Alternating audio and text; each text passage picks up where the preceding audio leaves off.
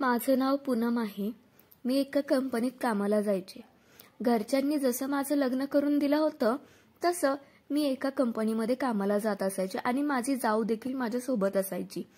आम्ही दोघी एका कंपनीत कामाला लागलो. आम्ही दोघी रोज कंपनीत कामाला जात असायचो. आमचं दोघींचं खूप पटायचं. आम्ही दोघी एकमेकींची खूप काळजी करायचो. दोघींसाठी सतत आम्ही काही ना काही वेगळं करत असायचो आणि प्रत्येक महिन्याच्या पगारामध्ये आम्ही स्वतःसाठी काही ना काही गोष्ट खरेदी करायचो. एके दिवशी सकाळी घरातलं सर्व काम आवरून कंपनीत जायचं होतं आणि अचानक माझं डोकं दुखायला लागलं आणि ते प्रचंड दुखायला लागलं. मला काही सुचेना की मी काय करावं. मी माझ्या छोट्या जावेला म्हटलं, अगं राणी, आज तुला एकटीलाच कामावरती जावं लागेल. तू जा व्यवस्थित आणि कंपनीमध्ये सांग की आमच्या जाऊबाईचा डोकेदुखीचा त्रास सुरू झालाय, त्या काय आज येणार नाहीत. राणी मला म्हणाली, ठीक आहे ताई, मी जाते आणि मी सगळं काम व्यवस्थित करते. तुम्ही टेन्शन घेऊ नका आणि घरी आराम करा. घरातलं काम तुम्ही काही करू नका, फक्त आराम करा. आणि मी घरी आराम करण्यासाठी राहिले होते. मी थोडंसं जेवण केलं आणि डोकेदुखीची गोळी घेतली आणि थोडंसं डोकं दुखायचं राहील म्हणून आराम करावा म्हणून बेडवर झोपले. तेवढ्यातच राणीचा नवरा म्हणजेच माझा छोटा दीर हा घरी आला आणि तो दाराची बेल वाजवू लागला. खरं तर मला आराम करायचा होता. मी आराम करण्यासाठी नुकतीच बेडवर झोपले होते आणि तेवढ्यातच दीर हा आला होता. मी उठले आणि दार उघडलं. तेवढ्यात माझा दीर मला म्हणाला, वहिनी, तुम्ही कंपनीत गेला नाहीत? मी त्यांना म्हटलं, होय पप्पू, मी नाही गेले कंपनीत. मी माझ्या दीराला लाडाने पप्पू म्हणायचे आणि पप्पू हा खूप चांगला होता. त्याच्या बायकोची ती खूप काळजी करायचा. त्या दोघांचं ना लव्ह मॅरेज झालं होतं. त्या दोघांचं एकमेकांवरती खूप प्रेम होतं. पप्पूला मी सांगितलं की पप्पू, माझं डोकं खूप दुखतंय. मी आत्ताच डोकेदुखीची गोळी घेतली आहे. थोडासा आत्ता मी झोपणार आहे. तेवढ्यात पप्पू मला म्हणाला, वहिनी मला माफ करा, मी तुम्हाला मध्येच डिस्टर्ब केलं. मी म्हणाले, काही नाही पप्पू, राहू द्या, तुम्ही का असं बोलताय. तेवढ्यात पप्पू मला म्हणाला, चला मी तुमचं डोकं चेपून देतो. आणि मी थोडंसं बेडवर झोपले आणि पप्पू माझं डोकं चेपून द्यायला लागला. जसं पप्पू माझं डोकं चेपून देत होता तसं मला खूप छान वाटत होतं. मला देखील खूप आवडत होतं. मी पप्पूला म्हटलं, पप्पू, थोडासा बाम जास्त लावा म्हणजे मला बरं वाटेल. पप्पूने देखील थोडासा बाम हा जास्त लावला आणि डोकं चेपायला लागला. जसा तो डोकं चेपत होता तसं माझं डोकं हे राहत होतं. आराम पडत होता. चांगलं वाटत होतं मला. मी त्यांना म्हटलं की काय पप्पू, तुमच्या हातात तर जादूच आहे. तो हसला आणि मला म्हणाला, काय वहिनी, तुम्ही माझी चेष्टाच करता राव. मी म्हटलं, अहो खरंच हातात तुमच्या जादू आहे. मी असं म्हटलं आणि मी असंच पप्पूच्या हाताची पप्पी घेतली. कारण त्याच्या हातातल्या जादूमुळे माझं डोकं हे दुखायचं राहिलं होतं. नाहीतर मला प्रचंड दुखी होत होती, सहन होत नव्हती. एवढं तर डोकं दुखत होतं. त्यांनी माझी खूप मोठी मदत केली होती. मी त्यांना म्हटलंच, खरंच क्या बात है पप्पू. तेवढ्यात पप्पू मला म्हणाला, वहिनी, एवढं नका माझं कौतुक करू. तेवढ्यात मी पप्पूला म्हटलं, चला आणखीन एकदा माझं थोडंसं डोकं तुम्ही चेपून द्या म्हणजे मी निवांत झोपते. तेवढ्यात पप्पू म्हणाला, ठीक आहे. आणि मी बेडवर झोपले आणि पप्पूच्या मांडीवरती मी डोकं ठेवलं. पप्पू बाम लावून माझं डोकं हे चेपत होता. मला देखील खूप चांगलं वाटत होतं. माझं डोकं दुखायचं राहत होतं. माझ्या डोक्याला आराम पडत होता. मी पप्पूला म्हटलं, मी आवडते का. तेवढ्यात पप्पू मला म्हणाला की हो, तुमच्यासारखी एवढी सुंदर वहिनी कोणाला आवडणार नाही. मग मी त्या पप्पूला म्हटलं, मग माझे एक काम करता का. पप्पू मला म्हणाला, काय वहिनी, तुम्ही हुकूम करा. तुमचं काम करायचं नाही तर कोणाचं काम करायचं. मी पप्पूला म्हणाले, मी तुम्हाला जर माहीत आहे की तुमचा भाऊ हा 2-2 महिने कामासाठी बाहेर असतो, तो काय घरी येत नाही. मग तुम्ही विचार करा तुमची वहिनी कशी राहत असेल. मला तर असं वाटतंय की तुमच्या भावाला माझी काय काळजीच राहिली नाही. तर पप्पू मला म्हणाला, वहिनी असं नका बोलू. मी म्हणाले, राहू द्या, तुमच्या भावाला पण माझी काय काळजी नाही आणि तुम्हालाही माझी काय काळजी नाही. तर पप्पू मला म्हणाला, बरं बोला, काय काम करू मी तुमचं? तर मी उठले आणि पप्पूचा हात हातात घेतला. त्यांना मी म्हटलं, का सांगावं लागतं होय काय करायचं ते? पप्पू मला म्हणाला, वहिनी हे काय मला बरोबर वाटत नाही. मी त्याला म्हटलं, काय वाटायचं आहे? का कोणी आहे का घरामध्ये? घर आपल्या दोघांसाठी मोकळंच आहे आणि कोणाला काही कळत नाही. पप्पू मला म्हणाला, वहिनी तुम्हाला माहिती मी तुमचा शब्द खाली पडू देत नाही आणि आज तुम्ही असं बोलताय तरीही मी तुमचा शब्द खाली पडू देणार नाही. तसं म्हणून पप्पूने मला एकदम जवळ घेतलं. त्यांनी जसं मला जवळ घेतलं तसं मी त्याला एकदम जोरात मिठीत घेतलं आणि त्याच्या केसाला मी कुरवाळू लागले. मला खूप छान वाटत होतं. पप्पूने मला एकदम जोरात मिठी मारली होती. तशी मिठी मला माझ्या नवऱ्याने देखील कधी मारली नव्हती. मी पप्पूच्या गालावरती किस केला. पप्पूला तो किस खूप आवडला. पुन्हा त्याने माझ्या मानेवरती किस केला. तो पण त्याला आवडला. पप्पूने डायरेक्ट माझ्या ओठांवरती किस केला आणि तो माझ्या ओठांमधला रस हा चोखू लागला. त्याने 5 मिनिटे सलग माझ्या ओठांमधला रस हा चोखू लागला होता आणि मलाही एकदम छान वाटत होतं. मी एकदम त्याच्यामध्ये हरवून गेले होते. नंतर मी पप्पूला म्हटलं, हे बघा आता मला काही कंट्रोल होत नाही, काहीच सहन होत नाही, चला आता. असं म्हटलं की लगेच पप्पूने त्याचे कपडे काढायला सुरुवात केली आणि मला त्याच्या जवळ घेतलं. मला खूप चांगलं वाटत होतं आणि घरामध्ये कोणीच नव्हतं. आम्ही दोघेच अख्ख्या घरामध्ये होतो. मोठ्या बेडवरती मी झोपले होते आणि पप्पू माझ्या शेजारी होता. मी पप्पूला म्हटलं, आता नुसते कपडे काढून बसणार आहे का? पप्पू मला म्हणाला, वहिनी मी माझे काढलेत पण तुमचे राहिलेत. मी लाजून त्याला म्हटलं की आता वहिनीला तुम्ही काम सांगणार आहात?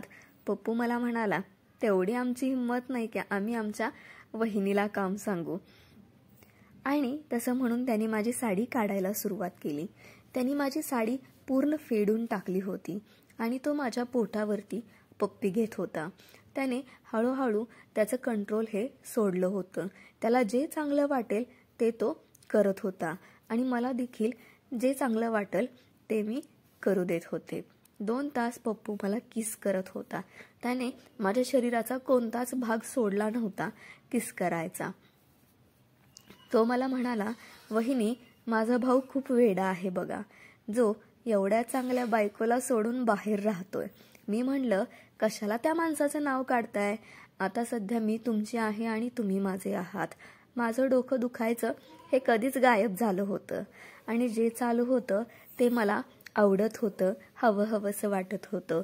पप्पूने माझ्या पूर्ण शरीराची मालिश करून दिली. पप्पू मला म्हणाला, वहिनी आता तुम्ही फक्त माझ्या आहात. आणि असं म्हणून त्यांनी माझी छाती चोळायला सुरुवात केली. तो माझी छाती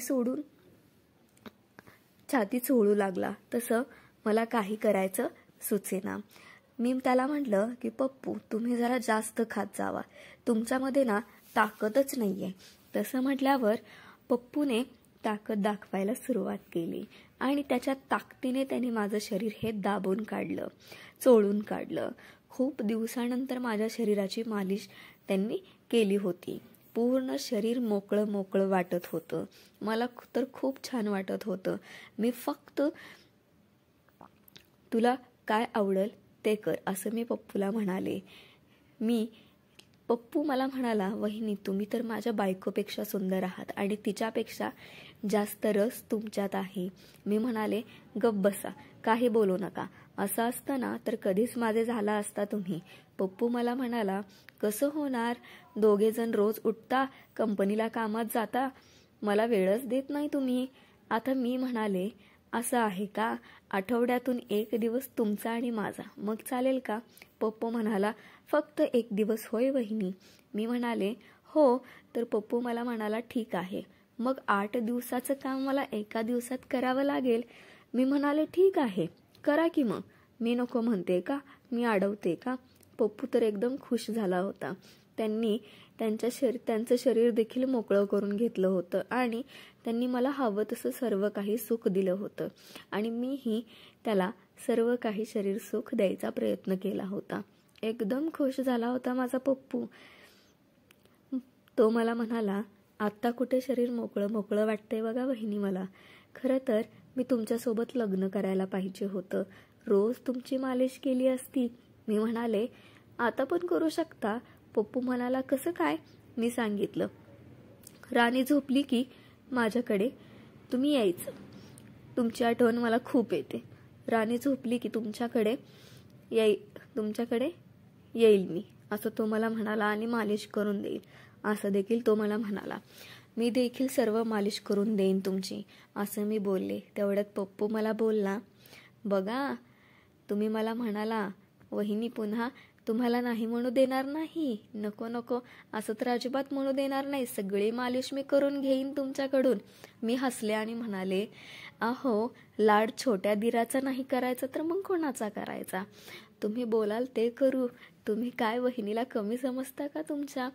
सगळे मालिश करून देईन तुमची, त्याला म्हटलं. आणि पुन्हा एकदा त्याच्या होटांची पप्पी घेतली. तो मला म्हणाला, वहिनी तुम्ही डोक्यापासून पायापर्यंत एकदम सॉफ्ट आहात, तुमचं शरीर एकदम मऊ आहे, एकदा जवळ घेतलं तर सोडूच वाटत नाही, अशा तर आहात तुम्ही. मी म्हणलं, होय का? बर, मला आज संध्याकाळी बघू द्या कसं काय वाटतंय ते. संध्याकाळ झाल्यानंतर राणी कामावरून आली आणि राणीने मला विचारलं की ताई तुमचं डोकं राहिलं का? मी तिला सांगितलं आणि तिनं तिच्या रूममध्ये निघून गेली. तेवढ्यात तिने बघितलं की तिचा नवरा देखील घरी येऊन झोपला होता. तिने नवऱ्याला उठवलं आणि म्हणाली, अहो काय झालं, तुम्ही असं कसं मध्येच घरी आलात? तेवढ्यात तो म्हणाला, तुला काय करायचंय राणी, तुझं काम कर. तिने ते ऐकून सगळा स्वयंपाक आवरला आणि स्वतःचं पण आवरून घेतलं. तेवढ्या संध्याकाळी जेवायची वेळ झाली. राणी, पप्पू आणि मी आम्ही तिघेजण एकत्र बसून जेवलो आणि तिघांनी गप्पा देखील खूप मारल्या. जेवत असताना पप्पूचं मात्र पूर्ण लक्ष हे माझ्याकडे माझ्या शरीराकडे होतं. टक लावूनच बघत होता माझ्या शरीराकडे.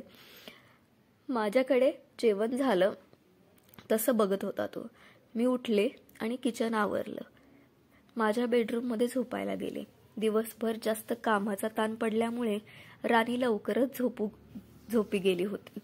राणी झोपल्यावर पप्पू त्याच्या रूममधून बाहेर आला आणि त्याने रूमला बाहेरून कडी घातली आणि सरळ तो माझ्या रूममध्ये आला आणि मला म्हणाला, चला जास्त वाट बघायला लावू नका मला.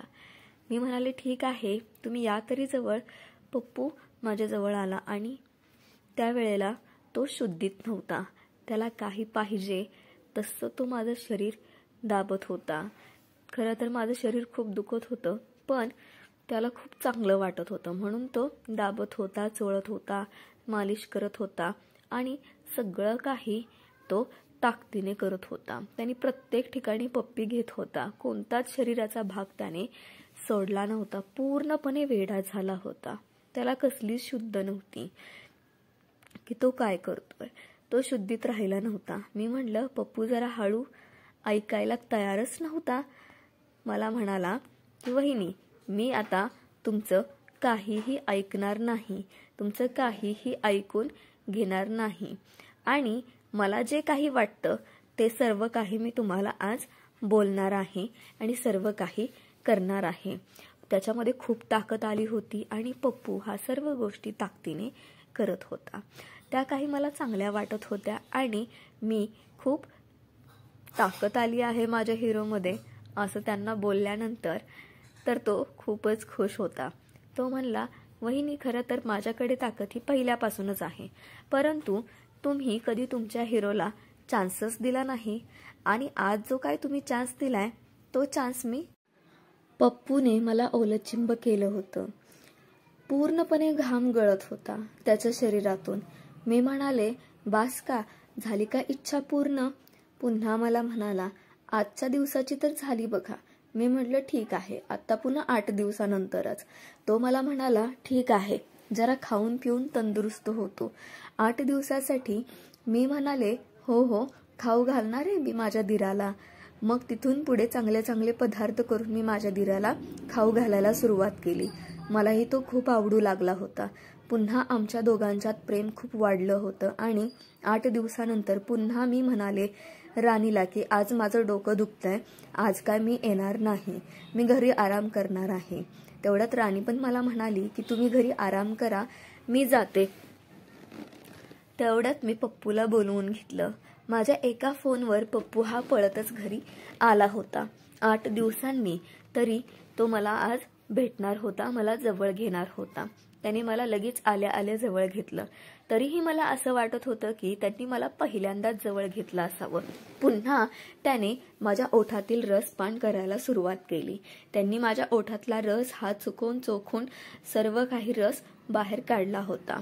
तेवढ्यात अचानक दरवाजाची बेल वाजली. कोणीतरी बेल वाजवली होती.